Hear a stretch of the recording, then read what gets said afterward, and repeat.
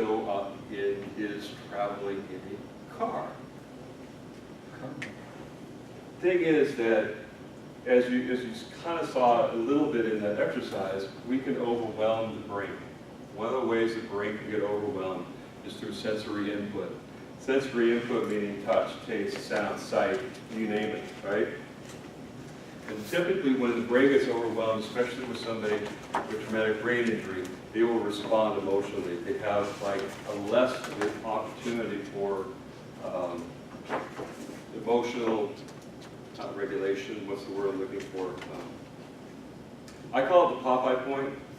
Okay, Popeye would get to this place of saying, "It's all life it takes, and I can't taste no more." And then he opened his can of spinach and whoop ass, right? Is that too old of a reference? We all have a Popeye point, and in a normal brain, your Popeye point is going to be here, because we can take a lot, and typically by the time we get to here, there's this place where we go, you know, I really should step off. I'm getting close, right? I'm getting close to my. I'm going to take a break. But it usually takes a lot to get us to that Popeye point. And I'm here to tell you, everybody's got one. You're here. With a head injury, you're going to be here. You're used to being here. You think you can take all you can take. You can't. You used to be able to spend an hour in Walmart. Now you can spend 20 minutes in Walmart. You used to be able to to spend the entire Thanksgiving dinner with your mother-in-law. Now you can only spend like the appetizer, right? And that's what was happening with him, is that because he was in the car, and you think about a car, it's like, oh, this is a car. No, there's all kinds of things going past you. There's the vibration of the car, there's the noise of the car, all kinds of stimulation going on in the car. So what was happening was he was getting overstimulated in his brain, not realizing it, and responding emotionally. At least that was the theory. Easy theory to try out. I said, next time you're in the car, really, really simple, just give yourself about 20 minutes per section. Get out of the car, walk it around, let your brain calm down, settle down a little bit, then get in the car and do another stretch. It's pretty easy in Wyoming, so there's just nothing on the side of the road. He did that, and everything was great. And I am not any kind of Mr. Wizard. It's just a very, very simple technique to be able to continually calm the brain down, knowing that it's going to get easily overstimulated when you got somebody with a traumatic brain injury. Question back there. Does it tend to get worse over time? Because he obviously had driven. He hadn't, actually. No, he hadn't. This was going to be like one of the first trips because it was a new wife. They were going to go visit the in-laws. No, he had never. That's why he was like, I don't know where this came from. So, but the question is a good question. Does it get worse? Yes, no, maybe. Okay. Yes, it's going to get worse. What we know in terms of the research of the aging brain with traumatic brain injury is the aging brain that's been injured is going to get worse in ways that the non-injured brain is not. And the VA has had numerous studies come out, and they've actually linked Parkinson's, early onset dementia, and hormone deficiencies to the aging traumatic brain injury. Aging, you know what I mean. Is it? But the yes, will it get better? Yes, because it's like there's this wonderful thing called neuroplasticity that I mentioned before, and that's this kind of rerouting that we can do. So if we keep asking our brain to get better in this way, most likely it's going to improve. We have very, very good evidence that, you know, even in the aging brain, you can still find improvement. It's harder, but you can continually improve it, keep those connections going. You got to keep asking for them. And that's one of the things that we tend to take for granted, is that as we age, we tend to kind of find our groove and settle in. So there's not as much new, so I don't need to learn much new stuff, so I kind of settle in, and watch Murder, She Wrote, and eat my Cheetos. My brain's not doing much, and so there's not a whole lot of growth. There's not a lot of trying to do things. I want to keep it lighter. And maybe there's so much we don't know. So much we don't know. So yes, no, maybe. Yes, sir. And I got a friend who spent about 40 years in the, well, actually 19 years he run the Monroe State Prison, and he's retired. And last spring he called me and he was really frustrated because he started, like he was getting dementia. But in the service he played football when he went to college up here, he went to Eastern and played. And he thinks a lot of the head injuries he got is contributing to what he has now. So he's just 81, they're taking his driver's license away, and he just feels, said, I got a new pickup out front, I can't even drive it. He said, I feel like I'm in prison. Yeah. And it's just like, that keeps weighing more and more on him. Yep. I mean, I got so many tragic stories that we would spend the next week, me telling you stories about people that, in this field, in this line of work that I do. The thing is, though, that even though that there may not be help for that brain, there's certain, I believe, there's help for that life. Because it's a matter of, if that is you and you've got the traumatic brain injury, there's no bringing Nettie back. Nettie is gone. He is dissolved into a bunch of neurotransmitters. Poof. Okay, he's gone. So you may not be able to do the same things you used to do, but you can do new things. You can do the same things in different ways. And that's kind of that nature of really accepting that place of, and I hate to say the word, but I think it's the right word for me, disability. And there's levels of disability that we all deal with. This level of my disability is not a big one. I don't even like to think of it as a disability because I can adapt to it so easily, right? This is not a big deal. However, if I didn't have these, I wouldn't have a driver's license. With these, I get a driver's license. I've come to really, really take these for granted. They're brilliant. I love them. Yet they're, because of my injuries, there are certain things I cannot do anymore. But for every one I can't do, I've gone out and added something I can. Different? Sure. Not as fun? No. I see my friends going off and doing those things, I'm like, but I'm good. So it's really about kind of saying, okay, this is what's going on, what are we going to do from here? And it's so much of really is about saying, all right, that's not going to change, so let's deal with what we got going on, and let's try and figure out how we're going to be as functioning and happy as we possibly can. Yes? Is there a reason that the list is written the way that it is on either side of the brain? No. Okay, I noticed that the stuff on the right-hand side all kind of falls into an emotional category, thank you. And the stuff on the other side appears to be more what we would call physical stuff. Is it possible that you have, and again, I'm seeing it the way I'm seeing it, probably for a reason, maybe even a personal one.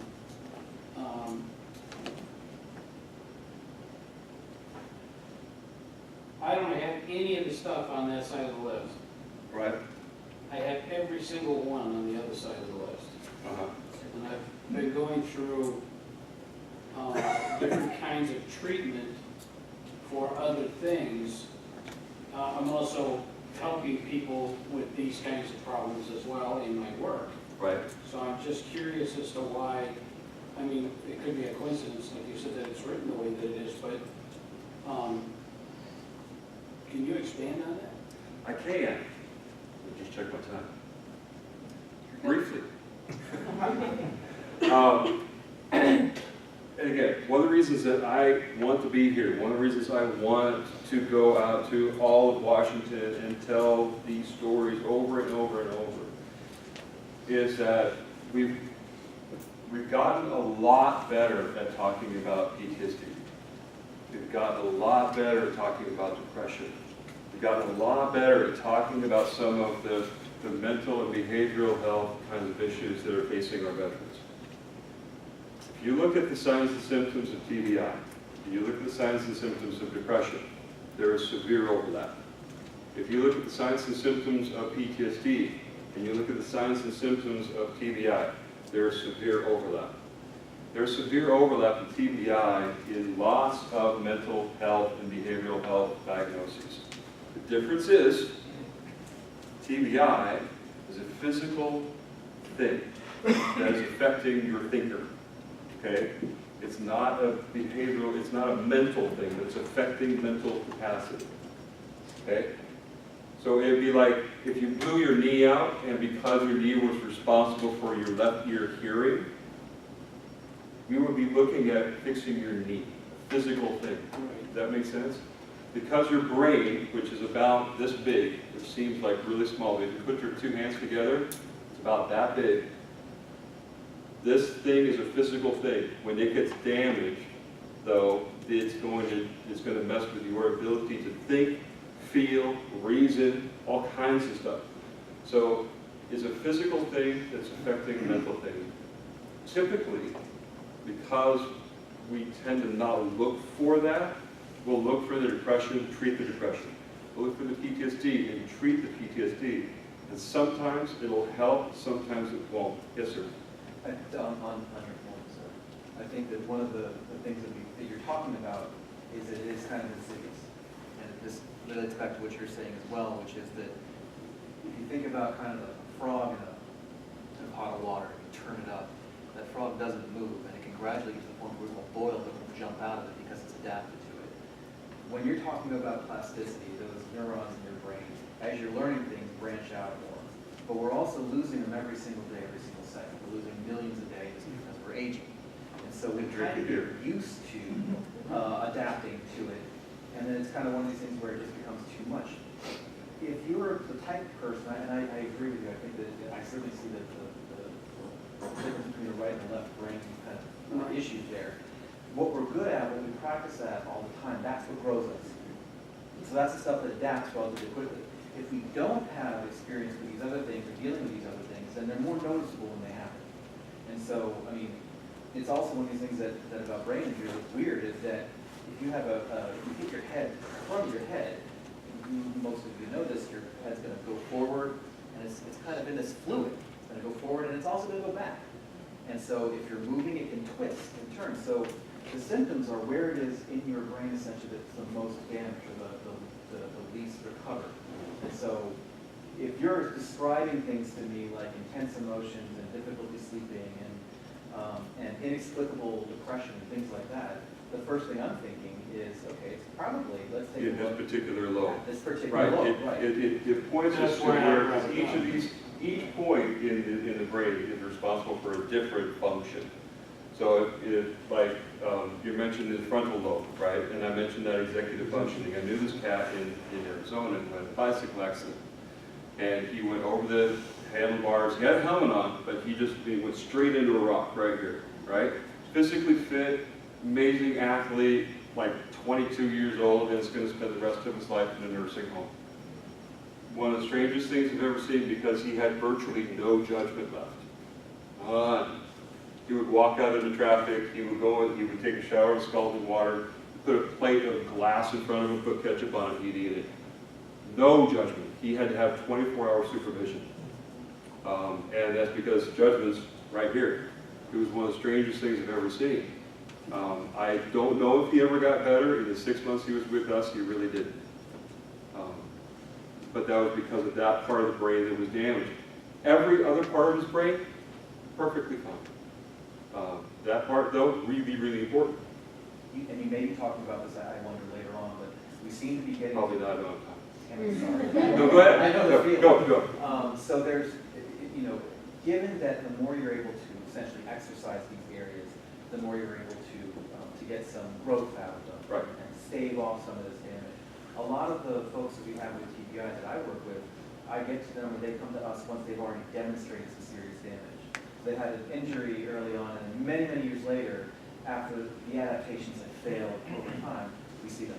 So do you find in your profession, in your position, that when somebody has an initial injury, and you're able to recognize, oh, this might, down the line, end up being a problem, is insurance or anybody covering, hey, let's do something that's preventive, so they've had the injury, we can't stop that, and so then can we do things, do they notice the cost benefit and the quality of life benefit of actually starting some of these exercises and doing things early on?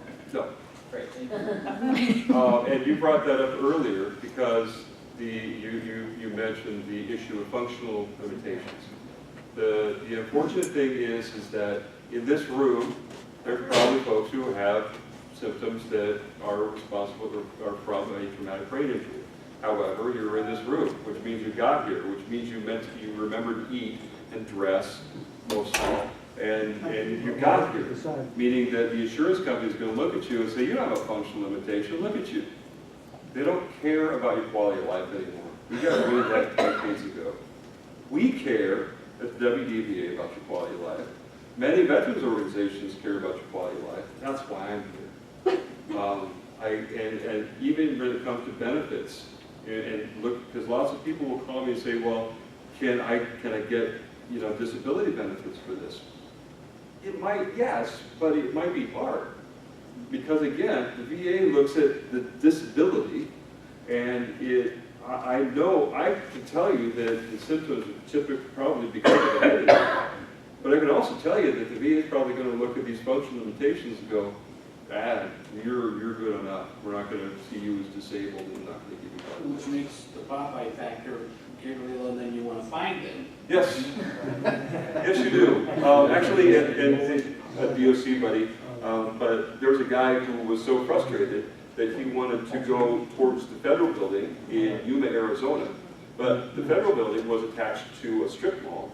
So he decided to torch the DSHS building instead, which was separate. And so he waited for the cops to show up, and they're like, well, gosh. He said, you wonder who did that? Yeah, I did. Because he figured if the feds were going to take care of him, the state would in prison. And we did. Yes, sir. And is there access to these exercises you've been talking about that helps with some of the symptoms or? Yes, I'll get to that in just a little bit here. So 10 this minutes, Dan. is where you come in. 10 minutes, Dan. Hopefully, because hopefully you guys, 10 minutes. oh dear. Hopefully you guys will be the ones to help connect some of the dots. Hopefully you're going to be the people that are going to disperse out into the wilderness and share the message of this is out there, and it's potentially with 1 to 5 of the vets that are coming back from the OEF, OIF, and lots of other people's friends. So when they are saying, listen, I've been to the VA, they say I'm fine, but man, I still get these migraines. I've been to the VA, they say I'm fine, but geez, I still got these memory problems. I've been to the VA, they say I'm fine, but geez, I'm still I got this short Popeye factor on the snap case. Then you might say, listen, there's help. Heather's over there, I'm here, there's all kinds of other resources. We may not be able to do much about the damage that's been done, but we may be able to help with some of the other stuff. So now we come back and we hope that we realize that there are these people that have the TBI and what to do about it. 10 minutes, huh? Okay. Do the app. Yeah, let's jump. I'm going to jump ahead. Just a smidge. So there's a few things you can do. First of all, you can download our app. I'm not here to sell the app, but I am here to sell the app. I can't sell it because it's free. It's not only free, we're not mining any data, we're not getting anything out of it. This is something that we have come up with through this, with a grant from the Traumatic Brain Injury Council of Washington. We think we put together a pretty good little toolkit here. It has all kinds of stuff on board to help anybody with a traumatic brain injury, designed towards the veterans. We've got, when you first open the app, it'll have a check-in station. Max, our virtual service dog, will ask you how you're doing. You're going to answer in one of these ways and be directed towards some things that you might try out, which we're going to include some tips, like a guided meditation. You reach out and find a provider. We've got Provider Finder on there, which is broken out into regions of Washington State that are broken out into support groups, behavioral health providers, neuropsychologists, and service, service organizations. There are some brain games that actually live on the app because we didn't want to have people streaming stuff. We wanted things that live on the app. They're very, very simple, but you get an idea from what's going on, and they're the kinds of games that research has shown to be the most effective and just really simple, keeping that brain stimulated. There's a tip library. There's an opportunity for learning through frequently asked questions, and another really cool feature is that there's a link to a community button.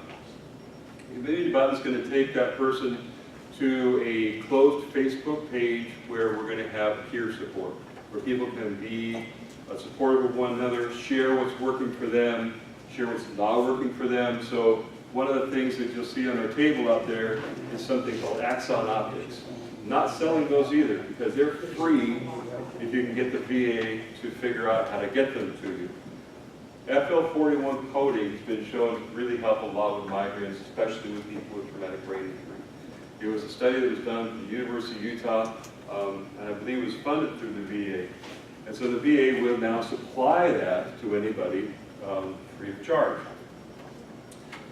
I've even got the letter that you can take from the Axon Optic people to the VA, and they will give them to you free. It actually helps cut down on the stimulation to the brain caused by UV light and other kinds of light sources that can overstimulate the brain.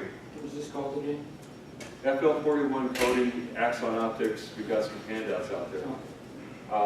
So you might go to the community page and figure out that, hey, this is how it works, this is what I've been doing, this is what I've been using, and we'll be able to get in there and be able to kind of help guide people along as well. Plus, if that wasn't enough, there are meditative tools to be able to help people relax. There's actually a panic button, so if somebody's really having a really hard time and they just need to calm down, 5 minutes with this little meditation tool. It guides you through some breathing, a little soothing stuff, and gets you on your way. There's a grounding exercise. If anybody's ever had any counseling experience with PTSD, one of the things we really, really like to talk about is grounding exercise. Well, here's one of those on the app that you can learn how to do. Is So, this usable for the PTSD side of the house as well, do you think? I think it is. The techniques and stuff that's in here, again, there's overlap a lot. Sounds like. I think that this is one of those things that I'm pretty proud of. It wasn't just me, but I mean, we really put a lot of thought into this, and I think it's really packed with useful stuff. Did somebody pick the dog out of coincidence? No, The dog is there for a reason.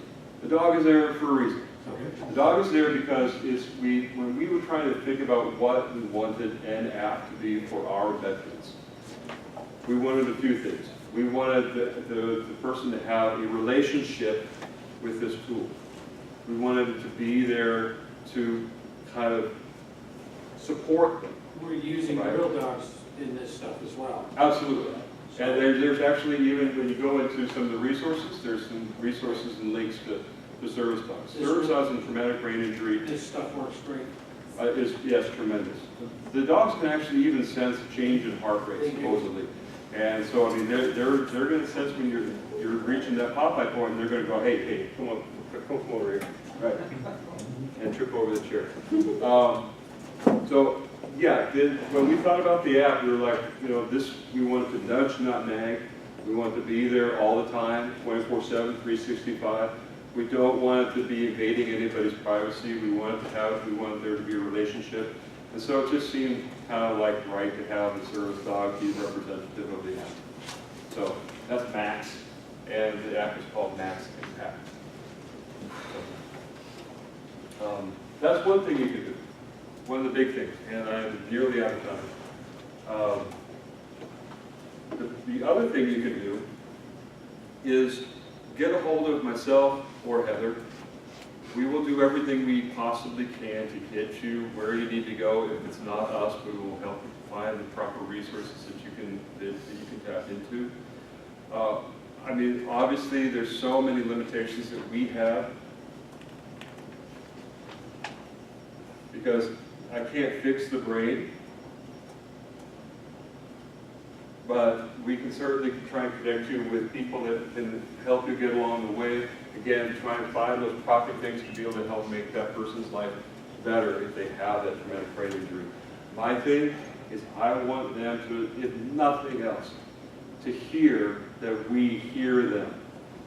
Okay, that if there's a major diamond out there, and I've got so many other stories like her, that we hear her.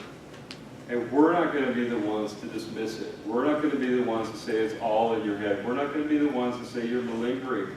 We're not going to be the ones to say it's not important, you've recovered. We're also not going to be the ones that blow it out of the water, but we are going to be the ones to say, you know what? You do know you get a Purple Heart for that, right? No? Oh, well, yeah, you do. Actually, Major Diamond took a little work. Major Diamond got a Purple Heart for that. You know? We're going to be the ones to say, listen, you know, there's certain things you can do. We'll work with you. We're going to be the people that can work with the counselors, with the educators, with the employers, to say, hey, listen, here's some things you can do around the house that'll actually help. You don't want, if you got a traumatic brain injury, the last thing you want are white walls in your house because it's overstimulating.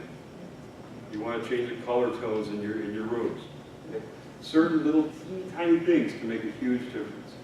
So we're going to work with the person. We're not going to, and the other thing is, this is another important point I just want to leave you with, is if you call Heather and I, we're not going to care about discharge status. We're not going to ask about when the injury occurred. It doesn't matter whether they're service connected or not. It doesn't matter the level of injury. It doesn't matter. If you say, you call up Heather or me, and you say, listen, I got a guy. We're going to listen. You call them up and say, listen, I'm the mother of a vet. We're going to listen. We're going to have this, you know, hopefully one door policy where everybody can come and hopefully we're going to work it. So with that, I thank you, and I've got just a few seconds for questions. Anybody got any questions? We're back to the very first slide. All of the slides are available, supposedly on the, yeah, there's a website for the conference, and they're all there. Right there. Oh, right there. That's a teamwork. That's be a teamwork award. And we will be here at the table for the next, remainder of the day and tomorrow as well. Please stop by. Thanks, everybody.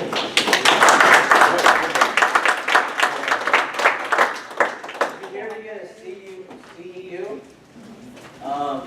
make sure you turn in your evaluations and go to the front of the registration.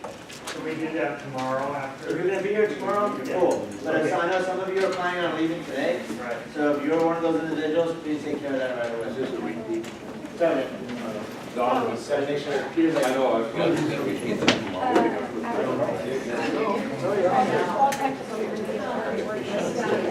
It was already. I know.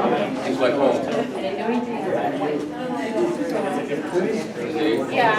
Making fun of me. Making fun of me. Oh, and I sent you an email. And I think I have, I don't know, did you guys? Well, nice to meet you guys. Yes. You can see I was gonna tell you guys, my daughter had a wet, and she, it wasn't just not a call, she just found out about the space on the see that? Yeah, it's the self-publishing, like, so she went on there and self-published for her, and she's like, she was so excited, she did it all by herself. I didn't even know about it, I didn't even know what it was about, and I didn't even read So, my mistake, she did it all on her own. Wrote me an email, says, Papa, she says, I wrote a book, edited it myself, and it's on Amazon. So he goes on to Amazon and he sees it, he's like, oh my God.